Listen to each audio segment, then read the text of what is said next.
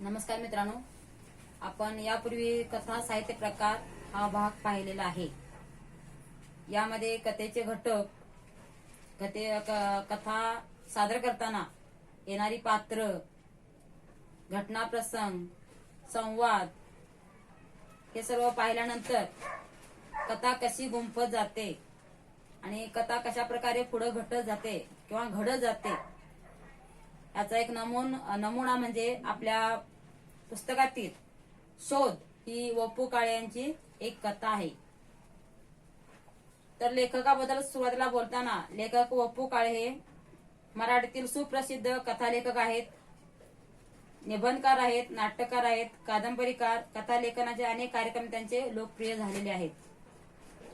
कथा आकर्षकपणे सांगण्याची विलक्षण हातोटी, लोंबकणारी माणसं पण माझ्या हाताने, पेन सलामत तो, ब्रह्मदेवाचा बाप, गुलमोहर, कर्मचारी, कार्य भुललासी, ऐक सखे, वन फॉर द रोड, माया बाजार, स्वर, संवादिनी, वलय, मी माणूस शोधतोय असे अनेक कथासंग्रह त्यांचे प्रकाशित आहेत. आकर्षक कथानके, ओघवती निवेदन शैली आणि चटपटी संवाद यामुळे व.पु. काळे यांची कथा वाचक प्रिय होत आहे आणि झालेली आहे.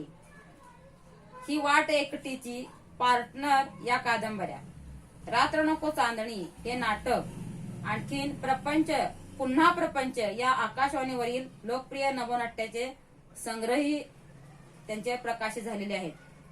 महाराष्ट्र शासनाचा पुरस्कार, पु.भा. भावे पुरस्कार, फाय फाउंडेशनचा पुरस्कार इत्यादी पुरस्काराने लेखकांना सन्मानित करण्यात आलेला आहे. या विपुल कथालेखन केलेले लेखक व.पु. काळे यांचा शोध ही एक वैशिष्ट्यपूर्ण कथा आहे. या कथेतून कथा रचनेच्या तंत्राची अनेक वैशिष्ट्ये या कथेत तुम्हाला स्पष्ट दिसून येतात.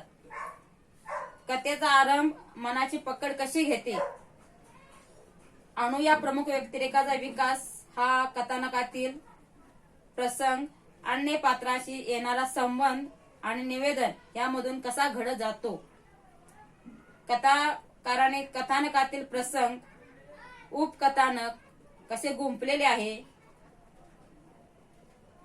या पाठातून अणु हे एक पात्र विचित्र पात्र आहे. अणुची व्यक्तिरेखा ही थोडीशी विचित्र आहे, हट्टी आहे, माझं तेच खरं, समाजामध्ये कधी मिसळणार नाही, स्वतःसाठी जगणारी, वडिलांच्या विरोधात जाऊन लग्नाला नकार देणारी आणि 5 वर्ष स्वतःसाठी जगणारी एक मुलगी आहे. विलक्षण बुद्धिमत्ता आहे, MBBS होऊन डॉक्टर होणे इतपत बुद्धिमत्ता आहे. वडिलांची तीव्र इच्छा होती की अभ्यास करून तू डॉक्टर हो, पण तिला डॉक्टर न होता स्वतःच्या मतानं ती काहीतरी एक नर्स होते आणि मुंबईतील KMC रुग्णालयात जाऊन रुग्णांची सेवा करते. अशी हट्टी अणु हे पात्र अतिशय विलक्षण आहे. तिचा 1 रुपयाचा नोटेचा शोध, एखाद्या व्यक्तीनं दिलेला एखादी वस्तू आपण जपून ठेवतो, ते एक आपली त्या काळची त्या वेळची एक आठवण असते, ती आपल्याकडे नेहमी असावी असं आपल्या प्रत्येकाची इच्छा असते. आणि एका रुग्णानं, एका पेशंटनं दिलेली 1 रुपयाची नोट, पैसे भरपूर आहेत, लाखोन पैसे आहेत, पण 1 रुपया अतिशय महत्वाचा आहे. का आणि कसा ते पुढे उलगडत जाईल, कथेतून पुढे तुम्हाला समजत जाईल. आणि ती 1 रुपयाची नोट या भोवती सगळे कथानक फिरत राहते. कथेच्या शेवटी रहस्याचा उलगडा होतो. इत्यादी प्रश्नाच्या अनुषंगाने कथेचा अभ्यास कसा करावा हे तुम्हाला समजेल. कथेचा विषय, पात्रे आणि प्रसंग यांच्या दृष्टीने अनुकूल भाषा, चटपटीत आणि प्रत्यक्ष जीवन व्यवहारासारखे वाटणारे सजीव संवाद हे अभ्यासनाजोगे आहेत. कथेच्या विकसनाच्या अंगाने घेतलेला आस्वाद कथा अधिक चांगल्या प्रकारे समजून घेण्याचे उपयुक्त ठरेल. या कथेचा आशय असा आहे, अणु हे एक पात्र आहे, अतिशय बुद्धिवान आहे, मग सांगितल्याप्रमाणे, पण हट्टी आहे. डॉक्टर होण्यापेक्षा नर्स होऊन सेवा करावी हा मनातला हेतू आहे. आणि ते थोडं विक्षिप्त पात्र आहे. या पात्राविषयी आपण जाणून घेऊया. अनु, आम्ही दोघं तुझी माफी मागतो हवं तर, पण तू काहीतरी बोल, अशी गप्प बसू नकोस. मी एवढं म्हणालो तरी ती गप्प राहिली. मी मुक्तांकडे पाहिलं, तिनंही माझ्याकडे त्याच्या नजरेने पाहिलं. नंतर काय करावं हे आम्हा दोघांनाही सुचेना. दिवस असता तर 15-20 मिनिटात बांधाबांध करून अक्षरशः अनुच्या खोलीवरून आम्ही पळ काढला असता. रात्री 12-12:30च्या सुमारास कुठं जाणार? अनुचं जेवण आटोपलं होतं. हात धुवायला न जाता ती तशीच पानावरून बसून होती. अनु, अनु, मुक्तानं बोलण्याचा प्रयत्न केला. मुक्ताकडे नजर रोखीत अनु म्हणाली, तुम्ही रुपयाची ती नोट घ्यायला नको होती. तिच्या स्वरातली नाराजी, कडवटपणा आम्हा दोघांना जिव्हारी लागला. अनु समोरून उठून गेली. हातून घडलेली चूक कशी सुधारावी यावर विचार करण्यात आता नसल्यामुळे मी त्यावर मुळीच विचार करत नव्हतो, कारण घडलेली घटना दुरुस्त करता येईल या स्वरूपाची नव्हती. सकाळपर्यंतचे काही तास अनुच्या खोलीवर कसे काढायचे एवढाच प्रश्न होता. एकमेकांशी या विषयावर न बोलता तोच प्रश्न दोघांना सतावतो आहे हे दोघांनी ओळखले होते. सकाळी तरी जाताना आम्ही काय करणार होतो? 100 वेळा बाई ग आमचं चुकलं असंच म्हणत अपराध्याप्रमाणे जिना उतरणार होतो ना. छे, it was just a problem. Problem आणि ब्लेम सुद्धा. सकाळीच पुणे सोडताना आज रात्री आमच्या अनुच्या खोलीवर असा काही प्रकार घडणार आहे असं कोणी सांगितलं असतं तर आम्ही त्यावर विश्वास ठेवला नसता. बाब निवड 1 रुपयाची आणि तेवढ्यासाठी अनु असं करील? इतक्या वर्षाचा स्नेह विसरून अपमान करील? शक्य आहे. ती अनु इनामदार आहे हे आम्ही विसरलो. तिच्या विक्षिप्त स्वभावाचा आम्हाला विसर पडावा यात तिची काही चूक नाही. तिचा हा असला विक्षिप्त स्वभाव मला खरं तर आवडलेला. अगदी पहिल्यापासून, म्हणजे बीए नंतर तिनं आबासाहेबांचा निरोप घेतला तेव्हापासून तिनं घराला रामराम ठोकला हेही मला आबासाहेबांकडूनच समजलं. अनु हे एक पात्र आहे. आता यांच्या घरी पाहुणे आलेले आहेत राहण्यासाठी आणि त्या पाहुण्यांनी 1 रुपया घेतला आहे. तो 1 रुपया अनुच्या टेबलवरती काचेच्या खाली होता आणि तो 1 रुपयाचं वैशिष्ट्य म्हणजे त्यावर तिची ती आठवण होती आणि ती 1 रुपये कमी पडला म्हणून त्या दोघांनी 1 रुपयाची नोट घेतली. आणखी कमी पडत असलेल्या प्रवास भाड्यामध्ये देऊन टाकली. पण हीच गोष्ट अनुला खटकली बघा. आणि या ठिकाणी अनु मूक झालेली आहे. या दोघांच्या बरोबर काहीही बोलत नाही आणि म्हणून ही दोघं काय म्हणतात, अनु आम्ही दोघं तुझी माफी मागतो हवं तर, पण तू काहीतरी बोल, अशी गप्प बसू नकोस. मी एवढं म्हणालो तरी ती गप्प राहिली. अनु शांत बसलेली पाहून अनुला म्हणतात, तू काहीतरी बोल, शांत बसू नकोस. एवढं बोललं तरी सुद्धा अनु शांतच. मी मुक्ताकडे पाहिलं, तिनेही माझ्याकडे त्याच नजरेनं पाहिलं. नंतर काय करावं हे आम्हा दोघांना सुचेना आणि अनु बोलत नाही पाहून मुक्ताकडे पाहिला आणि अनु अशी शांत शांत बसलेली पाहून ती दोघ जण अस्वस्थ झालीत. काय सुचेना. दिवस असता तर 15-20 मिनिटात बांधाबांध करून अक्षरशः अनुच्या खोलीवरून आम्ही पळ काढला असता. वेळ निघून गेलेली आहे. रात्रीच्या गाड्या बंद झालेल्या आहेत आणि अनु अशी वागत आहे आलेल्या पाहुण्यांच्या बरोबर, तर त्या 1 रुपयासाठी ती अबोल झालेली आहे. आणि तिचं हे वर्तन बघून जर का दिवस असता तर आम्ही आत्ताच्या आता या क्षणी गेलो असतो. अशी अवस्था निर्माण झालेली आहे घरामध्ये. अनु मूक झालेली आहे. रात्री 12:30 वाजता जाणार कुठं? कारण 12:30 वाजता कुठल्याही गाड्या वगैरे सुरू नसतात आणि अशी रुसून बसलेली अनु, न बोलणारी अबोल अनु पाहून मुक्ता आणि तिचे मिस्टर यांना वाटतं की आपण जर दिवस असतो तर आपण इथून या ठिकाणी पळालो असतो. अनुचं जेवण आटोपलं होतं. हात धुवायला न जाता ती तशीच पानावर बसून होती. जेवणाऱ्या ताटावरती अनु तशीच बसली होती. हात न धुता विचार करीतच बसली होती. अनु, मुक्तानं बोलण्याचा प्रयत्न केला.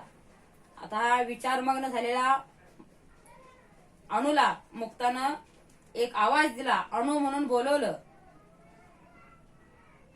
मुक्ताकडे नजर रोखीत अनु म्हणाले, तुम्ही रुपयाची नोट घ्यायला नको होती. बघा, इथं औपचारिकता म्हणून काहीतरी बोलायला हवं होतं. निदान होय नाही ठीक आहे असं काहीतरी बोलायला हवं होतं. पण पहिल्याच क्षणी तोंड उघडताच ती म्हटली काय की तुम्ही ती माझी नोट घ्यायला नको पाहिजे होती. तिच्या स्वरातील नाराजी, कडवटपणा आम्हा दोघांनाही जिव्हारी लागला. आणि तिचं ते सांगणं, तसं बोलणं, मूक राहणं आणि आपण बोलल्यानंतर ती बोलणं, आणि बोललं काय तर माझा रुपया तुम्ही घ्यायला नको पाहिजे होता. 1 रुपयाचीच गोष्ट आहे ती, आणि तो तुम्ही घ्यायला नको पाहिजे होता हा पहिलाच शब्द या दोघांच्या जिव्हारी लागतो. अनु समोरून उठून गेली. हातून घडलेली चूक कशी सुधारावी यावर विचार करण्यात अर्थ नसल्यामुळे मी त्यावर मुळीच विचार करत नव्हतो. बघा, असं बोलून मनातील एकदम गरळ ओकून अनु पानावर उठली आणि पटकन निघून गेली. त्यावर प्रतिक्रिया बघा मुक्ताची आणि तिच्या मिस्टरांची. यावर विचार करण्यात अर्थ नसल्यामुळे त्यावर मी विचार करत नव्हतो, कारण घडलेली घटना दुरुस्त करता येईल या स्वरूपाची नव्हती. बघा, 1 रुपयाची गोष्ट होती, परत देता आलं असतं, पण तिचा 1 रुपया तो वेगळा होता. कारण त्याची कथा पुढे आहे, ती तुम्हाला नंतर उलगड जाईल. तो जे 1 रुपया होता ते तिच्या जीवनातील विशिष्ट प्रसंगी तिला मिळालेला होता, आणि तो रुपया कधीही कोणी घेऊन यायची तिची इच्छा होती. आणि एक दिवस घरी आलेल्या पाहुण्याने 1 रुपया त्याचा घेतलेला आहे, त्यामुळे ती अबोल झालेली आहे. घराशी कुणाचंच तिचं संभाषण होत नाही, बोलणं चालणं होत नाही. जेवलेल्या ताटावरती तशीच बसून आहे, विचारमग्न आहे. त्यावेळी मुक्ता तिला आवाज देते, पण ती न बोलताच पहिलंच वाक्य विचारते की माझा 1 रुपया तुम्ही घ्यायला नको होता. मुक्ताच्या कुटुंबाला वाटतं की रात्र आहे, जर दिवस असता आम्ही इथून पळून गेलो असतो. गाड्या नाही आहेत, पण जर दिवस असता तर आपण इथून पटकन निघून गेलो असतो, पण तसं त्यांना करता येत नाही. त्याने मान्य आहे की आपण फार मोठी चूक केलेली आहे आणि त्याला आपण सुधारू शकत नाही. त्या ठिकाणी दुसरा रुपया ठेवता आला असता, पण तो रुपया अतिशय अनुच्या दृष्टिकोनाने अतिशय महत्वाचा 1 रुपया होता. तो दुसरा रुपया 1000 रुपये जर ठेवले तरी त्याची ती 1 रुपयाची किंमत भरून येणार नव्हती. कारण घडलेली घटना दुरुस्त करता येईल ह्या स्वरूपाची नव्हती. सकाळपर्यंतचे काही तास अनुच्या खोलीवर कसे काढायचे एवढाच प्रश्न होता. एकमेकाशी या विषयावर न बोलता तोच प्रश्न दोघांनी सतावतो आहे हे दोघांनी ओळखलं होतं. जिथं जाईल तिथं त्या ठिकाणी तो अनुचा प्रश्न, माझा 1 रुपया तुम्ही घ्यायला नको होता पाहिजे होता, हा प्रश्न सतत डोक्याला त्रास करत असतो. सकाळी तर जाताना आम्ही काय करणार होतो, रात्रीचा 12:30 वाजता जर गेलो असतो तर सुटका झाली असती, पण सकाळी जर जाणार होतो तरी काय करणार होतो. 100 वेळा बाई ग आमचं चुकलं असंच म्हणत अपराध्याप्रमाणे जिना उतरणार होतो ना. अनुच्या 1 रुपयाच्या घेतलेल्या त्या नोटेमुळं इतका बाका प्रसंग घरामध्ये निर्माण झाला होता. भरपूर पैसे इतर होते, पण तो 1 रुपयाच अनुला हवा होता, कारण त्या पाठीमागे तिच्या काही भावना होत्या आणि त्या 1 रुपयासाठी ती हट्ट धरून बसली होती. तो 1 रुपया आता आणायचा कुठून, कारण तो 1 रुपया दुसऱ्या प्रवाशाला, रिक्षाच्या प्रवाशाला दिलेला असतो, आणि तो 1 रुपया गेल्यामुळे दुःखी अनु या घरातील लोकांशी काहीच बोलत नाही आणि 100 वेळा बाई ग चुकलं आमचं असं म्हणत अपराध्याप्रमाणे जिना उतरणार होतो ना, अशी मुक्ता म्हणते. छे, it was just a problem आणि ब्लेम सुद्धा हा फार मोठा प्रश्न निर्माण झालेला आहे. हा आत्ताच इतका मोठा प्रश्न निर्माण झालेला आहे. सकाळीच पुन्हा सोडताना आज रात्री अनुच्या खोलीवर असा काही प्रकार घडणार आहे असं जर कोणी सांगितलं असतं तर आम्ही त्यावर विश्वास ठेवला असता काय. इथं मुक्ता म्हणते, जर सकाळी आम्ही अनुच्या घराकडे जाण्यापूर्वी जर आम्हाला कोणी सांगितलं असतं की तुम्ही तिथे जाणार आहात, तिचा 1 रुपया तुम्ही घेणार आहात, तो रिक्षा ड्रायव्हरला देणार आहात, अनु येणार आहे, पाहणार आहे, त्याचा रुपया गायब होणार आहे आणि अनु त्यावरती अबोल राहणार आहे, आणखी अनु विक्षिप्तपणे वागणार आहे असं कोणी सांगितलं असतं तर आमचा त्या विश्वास बसला असता का असं मुक्ताला वाटतं. बाब निवळ 1 रुपयाच्या तेवढ्यासाठी अनु असं करील, इतक्या वर्षाचा स्नेह विसरून अपमान करील. फक्त 1 रुपया आणि 1 रुपयासाठी अनु असं वागू शकेल का? इतक्या वर्षाचा स्नेह म्हणजे प्रेम, ती अशा प्रकारे धुळीस मिळवू शकेल का? असा अपमान करू शकेल का असं मुक्ताला वाटतं. इतक्या वर्षाचा स्नेह विसरून अपमान करील कसं शक्य आहे? ती अनु इनामदार आहे हे आम्ही विसरलो. अनु इनामदार आहे हे आम्ही विसरलो. तिच्या विक्षिप्त स्वभावाचा आम्हाला विसर पडावा ह्यात तिची काही चूक नाही.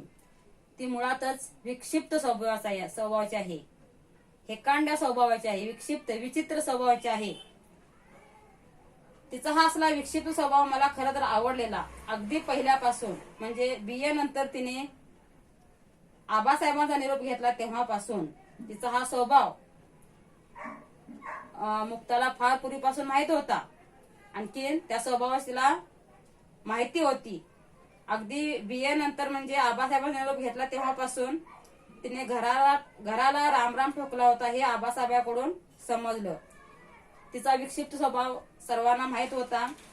BA नंतर तिनं आबासाहेबांचा निरोप घेतला. BA झाल्यानंतर तिनं आबासाहेबांचा निरोप घेतला तेव्हापासून न स्वतःचं घर सोडलं, त्या घराला रामराम ठोकला आणि हे मला आबासाहेबांकडून कळालं. असं ही विक्षिप्त अणू स्वतःच्या विचाराने घर सोडून निघून जाते. आबासाहेबांच्याकडे सहज चक्कर टाकली एक रुटीन म्हणून. इकडच्या तिकडच्या गप्पा झाल्या आणि सहज विचारलं, आबासाहेब अनु दिसत नाही कुठं? अनुनं घर सोडलं. बघा, ही 2 जण आबांच्या म्हणजे अनुच्या घरी आलेले आहेत आणि घरात पाहतात तर अनु नाही आहे. आणि अनु नाही म्हटल्यानंतर विचारले की अनु कुठं आहे? तर सहजपणे आबा उत्तर देतात की अनुनं घर सोडलं आहे. अनुनं घर का कशासाठी सोडलं हे आपण उद्याच्या भागामध्ये